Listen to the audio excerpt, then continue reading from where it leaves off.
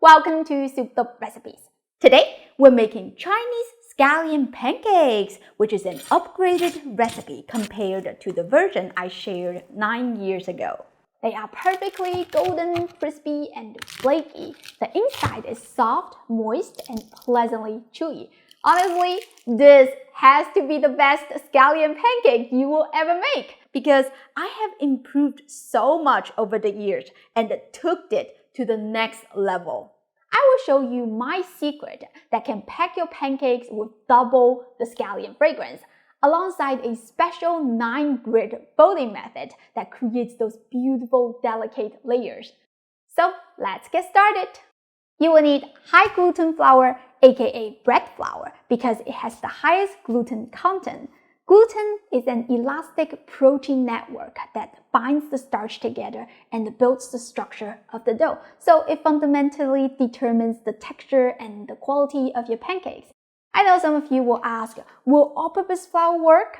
Well, yes, but your pancakes will be slightly less airy and flaky. I made 2 pieces of dough separately using all-purpose flour and bread flour so you can visually compare how gluten contents affect the elasticity of the dough. The all-purpose flour dough does stretch a little, yet the pulled layer is thick, uneven, and tears easily, unable to form a complete glove membrane. The bread flour dough is perfectly smooth. When you stretch it carefully, it is so elastic that it can form a paper-thin film without breaking. This strong gluten structure is what we need to build those crispy, delicate, flaky layers for the scallion pancakes. Now you know why we use bread flour. Let's make the dough, which is super easy. Only needs 4 ingredients. In a measuring cup, combine 270 grams of water, 1 1/4 teaspoon of salt, and 2 tablespoons of cooking oil. Stir to dissolve. Pour it into the bread flour in batches.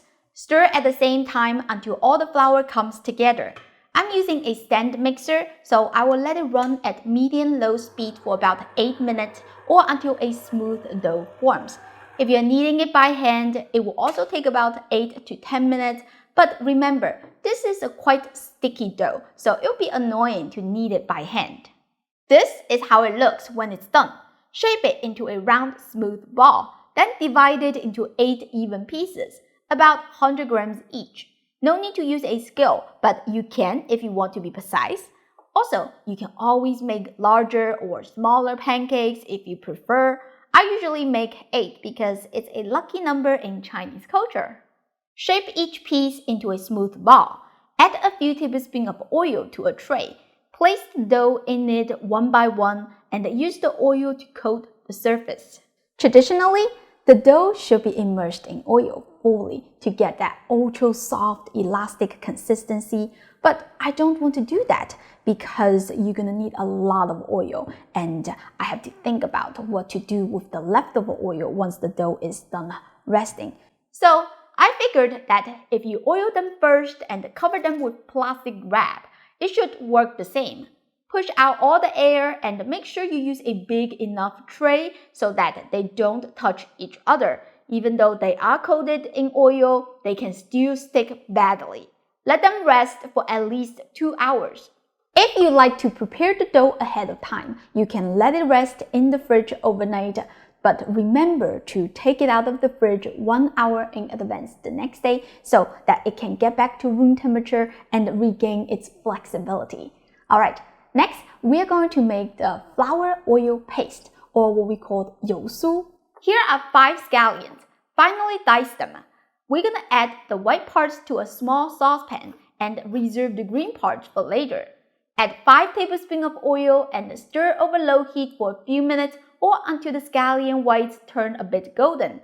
This extra caramelizing step is the key to infuse your pancakes with double the fragrance. Turn off the heat and add 3.5 tablespoons of bread flour and half teaspoon of 13 spice powder to provide a complex spice aroma. This is what I'm using. I'll link it in the pinned comment. Go check it out. Stir until smooth and set it aside. The texture should be still quite thin so that it is easy to spread. This Yousu mixture smells so good already, and it's gonna create that signature layers for your pancakes. So let's set it aside, and we're gonna move back to the dough.